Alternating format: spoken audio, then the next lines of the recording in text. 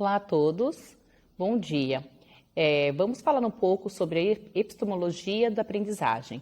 Esse trabalho foi elaborado pelas acadêmicas Aretusa, Débora, Fabiana, Fernanda, Maria Cecília e Rosimar. Vamos começar falando o que é a epistemologia.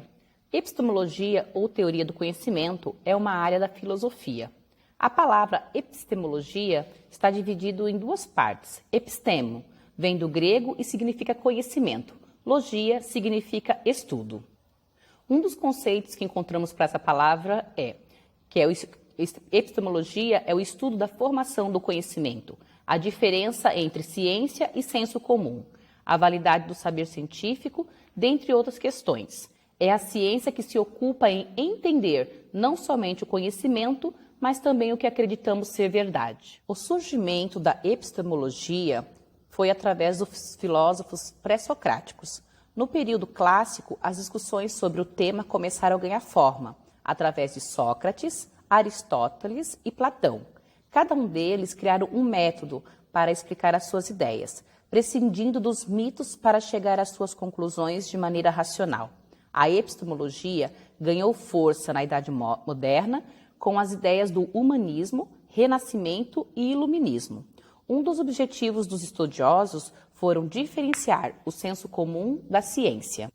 Esse estudo busca responder 3 questões. Primeiro, o que é ciência? Segundo, o que é conhecimento científico? E terceiro, se o conhecimento científico é verdadeiro. A epistemologia apresenta 3 diretrizes. Primeira é a crença, algo tido como verdadeiro para um indivíduo, encontrado em sua mente. A crença implica em um pensamento e pode ser sinônimo e convicção ou proposição.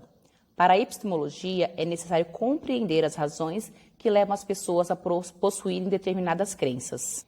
Segunda é a verdade, algo complexo, visto que é inerente à percepção e vivência de cada pessoa.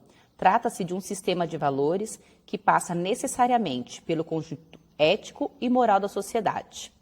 A verdade pode ter diferentes significados. Para Russell, verdade se dá através dos fenômenos observáveis, perceptíveis e sensíveis. É a fenomenologia.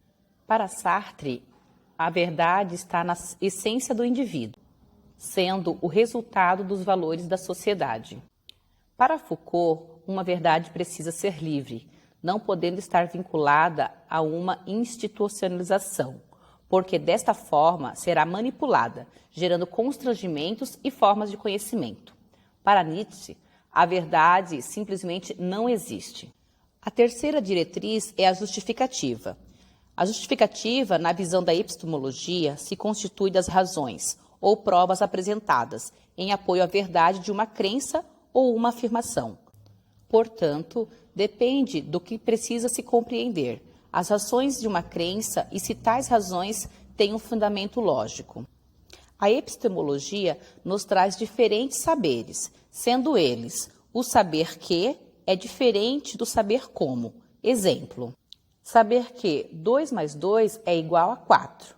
E o saber como dirigir ou tocar um instrumento. Conhecimento adquirido por familiaridade. Exemplo, abrir os olhos pela manhã e saber que é dia.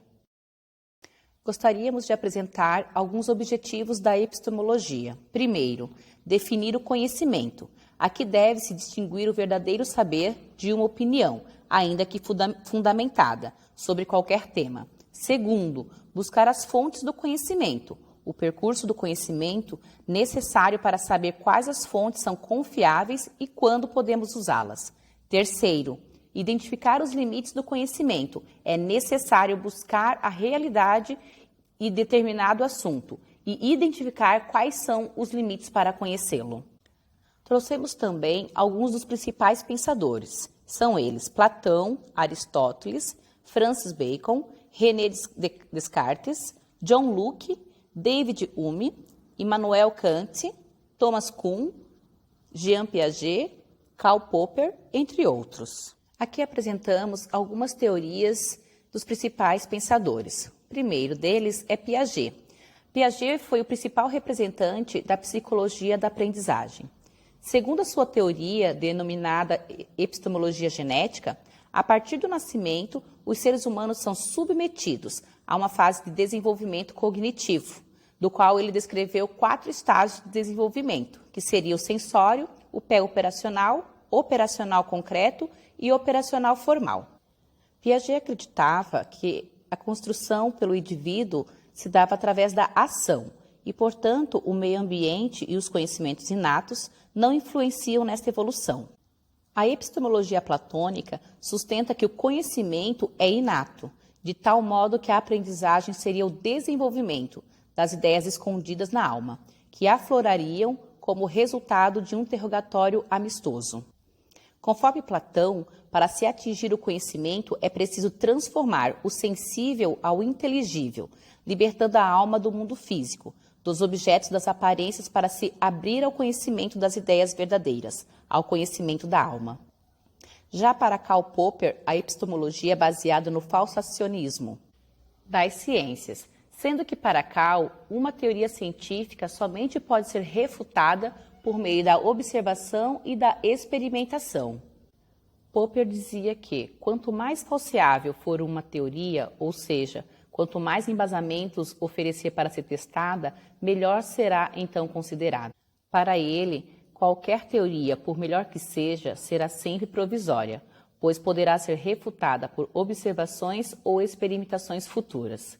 Ele ainda defendia que jamais se pode dizer que uma teoria é melhor do que a outra, mas apenas a melhor disponível em um dado momento. Essas são as nossas contribuições para esse tema de trabalho e aqui estão as nossas referências também. Muito obrigado a todos.